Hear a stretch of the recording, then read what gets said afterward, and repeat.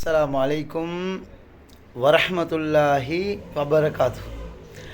அன்பார்ந்தவர்களே, கண்ணியத்துக்குரியவர்களே, சிறந்தவர்களே, சூரத்துல் ஃபாத்திஹா அல்ஹம்து சூரா, இந்த சூறாவை ஒரு நாளைக்கு 7 தடவை ஓதுங்க. உங்களோட எந்த தேவையாக இருந்தாலும் பரவாயில்லை, அல்லாஹ் நிச்சயமாக நிறைவேற்றி தருவார். அன்பார்ந்தவர்களே, முழு குர்ஆன்லிக்கு எல்லா சூறாக்களையும் ஒரு தட்டிலையும் அல்ஹம்து சூறாவை இன்னொரு தட்டில் வச்சா இந்த அல்ஹம்து சூறா தான் பாரமாக இருக்கும்.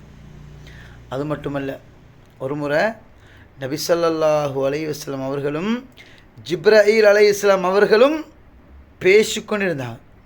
இந்த டைமில் திடீரென்று வானம் பிளக்கப்பட்டு ஒரு மலக்கு இறங்கினார். அந்த மலக்கு உலகத்துக்கு இறங்கக்கூடிய முதலாவது தடவை. அந்த மலக்கை கண்டு ஜிப்ரஈல் அலைஹிஸ்ஸலாம் அவங்க திடுக்கிட்டு போனாங்க. அந்த மலக்கு யார்? இஸ்ராஃபீல் அலைஹிஸ்ஸலாம். அந்த மலக்கு வந்து நபி ஸல்லல்லாஹு அலைஹி வஸல்லம் அவர்களுக்கு 2 சூறாக்களை படித்து கொடுத்தாங்க. முதலாவது சொன்னாங்க சூரத்துல் ஃபாத்திஹா, அதே போல் சூரத்துல் பக்ராவுடைய கடைசி 2 ஆயத்துக்கள்.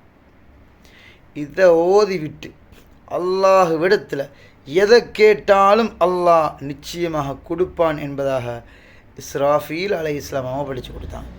அப்போ இது சூரத்துல் ஃபாத்திஹா மிகப்பெரிய பொக்கிஷம்.